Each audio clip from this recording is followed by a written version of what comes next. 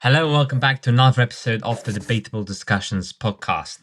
Today, we are going to be talking about a very interesting topic in the realm of sort of philosophy, and that is the concept and the feeling of nostalgia and other emotions related to human consciousness.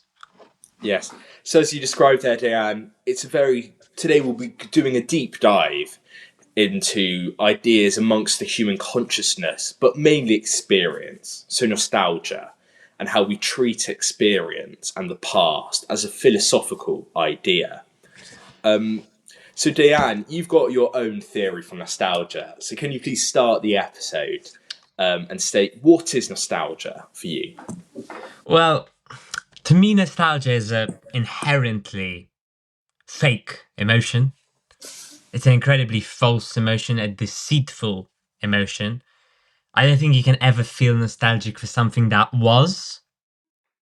I think you feel nostalgic for something that didn't exist, but you think it existed. And there's a couple of examples of this. So there's a great book. It's called the Homo Irrealistus, something like that, and it explains in the introduction how the author felt nostalgic for the feeling of leaving Egypt. Oh, So he didn't yeah. feel nostalgic for the Egypt that was then or the Egypt that was when he was writing. He felt nostalgic for when he was 18 and looking towards life in Paris, which he never even experienced.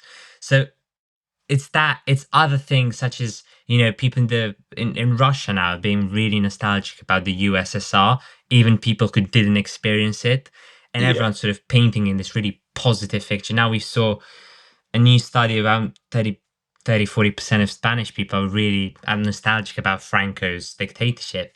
And they're not nostalgic about the realities of it, but about this sort of deceitful image that they've got in their minds about that time. Yes, I think it's nostalgia is a present emotion. Um, it's it's a way of understanding the world through actions, and they're not my words. They are the words of Martin Heidegger, a 20th century philosopher, who viewed nostalgia as being this sort of reflective quality, as you're describing there, Diane, which is sort of embodied in our experience of the world. And I think it's a very interesting thing, nostalgia, to be nostalgic about something. Primarily because, as you described there, nostalgia, especially about the past, it includes this idea of glamorizing it Yeah. or fantasizing it in a way that makes it seem better than it was, to make it seem like almost a comfort to present day troubles. Typically, the case is you gave the example there of Soviet Union, or Franco in Spain, or even things like the British Empire. Britain was, there were worse living standards under the empire. Commonly, ideas about morality then were very different to those today, and therefore, in that sense, it's ridiculous for people to be nostalgic about an empire, because it's Obama this, but I think it was Barack Obama who said, "The world we live in today is the best possible world." In the sense that science and all these other things have developed to take us to where we are in the world today. And so that applies with nostalgia. It's this idea of trying to seek comfort in the past, where perhaps there isn't really that much comfort to be sought. Well, yeah, definitely. I think, looking back to that example of Franco in Spain, I mean, Franco, a dictator, a butcher, killed hundreds of thousands of Yeah. people, or had people kill and torture hundreds of thousands of people, mass graves, and just a lot of suppression of human and basic rights. Yeah. And people feel nostalgic about it, but I don't think it's the memories. It is this sort of glamorization that you've mentioned, but it's also, I think, other factors. So, for example, people feel nostalgic about the past because they were younger and they were, And right now, if you are sort of on the older side, maybe you've got some mobility issues, and you've had your life, you've had your best moments, and your best moments did happen during a really nasty time. You still remember that time as a lot better because you you went out with your friends and you had this sort of adventure almost of life. And it's really easy to fall into the trap of just associating those really positive feelings of your youth with really a time of, of depression, really, Yeah. I'd say. Yes, and I agree there. And I will decant another philosophical opinion in a second. But a quick message to our listeners: can you do please subscribe or follow us if you are listening, and do listen on to the end. Similarly, check us out on all social media platforms. And after listening to this, do listen to a past episode. But as you described there, Dejan, I think a key idea about nostalgia is this idea of present consciousness. And this is an idea which has been articulated by Edmund Husserl. I may get the pronunciation wrong there, but he was an Austrian German philosopher in the 19th and 20th century. And he viewed nostalgia as a retentional act in which consciousness intends the past as still being meaningful now. So it's very similar to as you described there. And that it's not the past that we're feeling, it's a present consciousness of a past experience. It's trying to create the past in the present. And I think we've got a habit of doing this perhaps as humans. Do we try and intuitively find comfort in something, or appeal our minds? Do they try and appeal to something that seems more comforting than the world we're in because we perhaps get used to it, or dramatize the world that we live in? And I think Yeah, perhaps we do. yeah, I think you're right there. I think a great example of it, although fictional, is in Gabriel Garcia Marquez's Love in the Time of Cholera, where the sort of protagonist is falls in love with this girl, and then for the whole of his life he looks back on that time very nostalgically, even if he wasn't in the best physical form. He was quite unhealthy, really had some health issues. His eyesight was quite poor. He didn't have any resources, but he worked long hours. But he looks back on that time as if it was, the best time of his life. And it might have been, but again, there is that element, John, as you've mentioned before, of looking at it as from a comfort perspective. You look at the past, even if it wasn't that great, and you imagine yourselves in being in this really amazing relationship, and this really amazing position, this really amazing life that you had, when in fact you didn't, and you're just trying to mask the issues of your life now. Diane, all of these sorts of thoughts we've had around nostalgia, they're all orientated towards, as we addressed at the start of the episode, this wider idea of the human experience and consciousness. So perhaps we can just touch on that quickly. What do you think is consciousness? It's an idea that's been, I think, debated back and forth by philosophers over centuries. But what is consciousness for you? Well, I'm gonna quote Yuval Noah Harari on Yeah. this. I think it's the ability to feel emotions. I think, again, echoing Harari again, it is very different from problem solving. Problem solving is the ability to solve a problem. It's to get a solution, find an answer. So AI Yeah.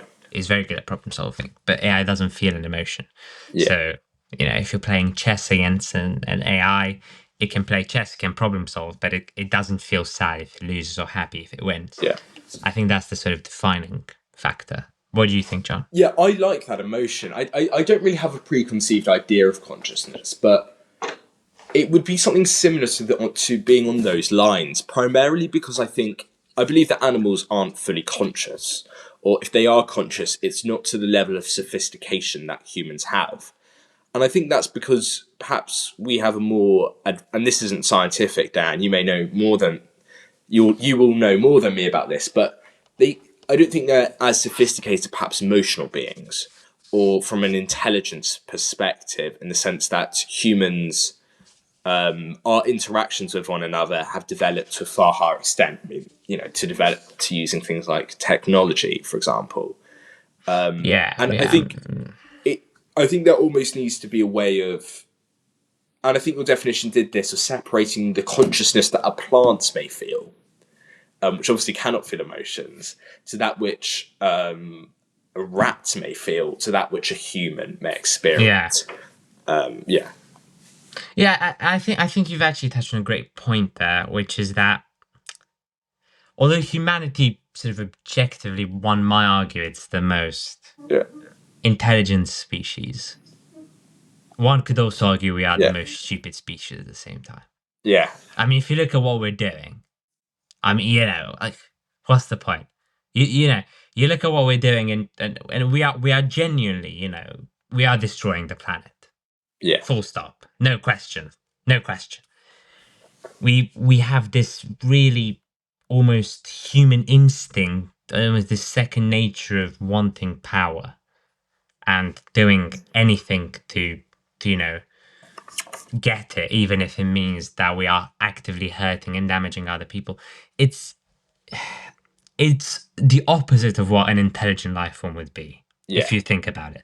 But at the same time, we live in this paradox of humanity being incredibly clever, but also incredibly stupid at the same time. And perhaps it's even more cyclical than that, because we find ourselves doing environmental harm, but is it perhaps so we can achieve this highly sophisticated and perhaps in many parts of the world luxurious life that we have? In the West, we find ourselves simply having to destroy fossil fuels, and it's now seen as, it's basically just an inevitable reality of maintaining the world, or the society in which a country like the United Kingdom functions. It would be very difficult from an economic perspective to not destroy the environment in the sense of fossil fuels. But going back to consciousness, Dejan, there are two theories and that often get thrown around within this idea of consciousness, and that's dualism and materialism. For our listeners who don't know, can you touch on what these two perhaps landmark opposing Yeah. philosophical theories are? Well, materialism, coming from the sort of material, is that there's no separation. Whilst dualism actually does literally mean the separation between the body and the mind. There's two separate entities, and the mind slash soul. There's a very fine distinction there, but the mind and the body being two separate entities, and that it's not all governed by atoms and reactions and you know Yeah, and hormones in your brain. Materialists do think that. Materialists have this sort of desire, almost this obsession with proof. okay. And because they can't find proof for many of the dualist perspectives, God, there's no proof. They do go into this very hard line materialist view of we are just atoms arranged in a certain way, and all our emotions and all our feelings are the result of chemical reactions in our brains and things colliding and enzymes working properly. And we're not actually the product of a sophisticated separate entity as in our mind that enables us to feel these emotions. So would you say you're more of a dualist then? Yeah, I would. Yeah, Yeah, I think materialism is frankly a sad theory. yeah, It's a very pessimistic outlook, and it does ignore the miraculousness of the human perspective. yeah. Yes, I Again, mean, I've said humanity is very stupid, but at the same time, we're incredibly intelligent. yeah, The fact that we've managed to evolve the way we have evolved, maintaining ourselves at the top of the food chain, but yeah, also involving ourselves with the arts, with culture, with high culture, novels, books, and also keeping things like this. I mean, this is a epic poem written in the sort of 1400s, and it's still kept today. And that to me does give something that cannot be explained purely by chemical reactions and atoms. There's something more.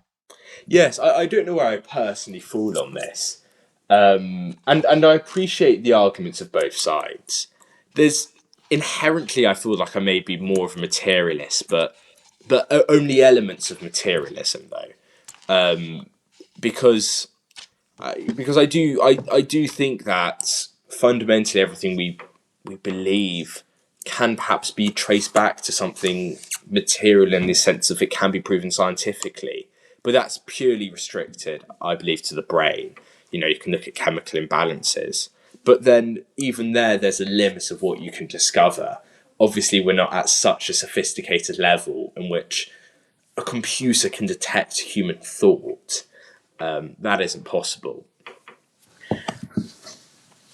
Yeah, I definitely agree with you there. I think, it's a very tough question and one that has Yeah. been debated and will continue to be debated forever, really. I don't think there's much, because both sides are in this very weird dilemma of materialists wanting evidence, hard evidence, Yeah. and dualists almost saying that, not all obviously, but almost saying that, there's some things beyond evidence, and that is this concept of the mind and of the soul. So there is no evidence. Yeah. So, both sides have diverged by this evidence dilemma, and one saying we really want it, and the other saying, well, it doesn't exist. The concept that we're looking at doesn't have any evidence for it, but it just is because there's no evidence against it. So I think that's the sort of main dilemma people face when deciding where they're at. Yes, that is very interesting. Dejan, as a final question, and to reflect upon any philosophical episode or any philosophical discussion, it always ends in free will, it seems. It's an idea that philosophers love. So perhaps can you touch upon how does consciousness relate to free will, in your opinion? They're two landmark debates, but is there a relation between the two? Yes, well, free will and consciousness are obviously interlinked. You can't have free will unless you are conscious to be able to make your own decisions. But there's also another level, I think at least, to this whole debate, and it's what level of free will, how much free will do you need to have in order to have to be conscious? Okay, Because some people would claim that there's no free will. We're all, again, it's a predeterministic path that we're walking, and yeah, whilst we have this illusion of free will, it doesn't actually exist. And in that case, why would you need consciousness yeah. if everything else is already decided for you? So I do think the two ideas are very much sort of connected. Yes, I think they are connected, and that it almost depends on the relationship is fundamentally about the level of consciousness we have and how that influences our free will. A fully conscious being should have more free will, one who's in more control of their thoughts. But are we fully conscious? And to finish off, it's sort of related to this idea of the simulation hypothesis. And this is this idea that we are almost in a computer game or simulation, and that we believe we're conscious, but do we actually have free will? Are we? Are our consciousness believed to have we free will? Believe that we have free will, but we do not actually. Sort of tautology, almost trying to explain it. And it's a hypothesis that is quite hard to get your head around in a way. The simulation hypothesis, because would we truly ever know? It's something supported by Elon Musk, which does not at all help credit the theory. But there is an aspect to it in the sense that you never know. But if we do, so what? It doesn't affect the way we live. Well, it might. It might, but it doesn't affect the way that we understand the world, because I still know I can do this if I want. And as long as I believe that I'm happy in doing it and that it's my free choice, I'm fine. I What think do you it's a think? question of meaning, though. Yeah. Because at the moment, your actions, for most people, your actions have meaning. Yeah. Unless you're a nihilist or the sort of an extreme absurdist, your actions have meaning. But if we do live in a simulation, then why? Where is the meaning? Why does it matter? You wouldn't be sort of hung up on this idea of looking for meaning constantly. Yeah. But yes, and sort of related to that, it wouldn't change the way I live my life in a way, because I still believe I'm living it freely. Yeah. And so with that, we'll conclude the episode. We hope you've enjoyed listening. We've certainly had a very interesting discussion on aspects of nostalgia human experience and human consciousness. Thank you, guys, and we will see you next week in another Debatable Discussions episode. We'll see you then. Please do follow, subscribe, like, give us 5 stars, and anything else. Bye-bye. Thank you very much.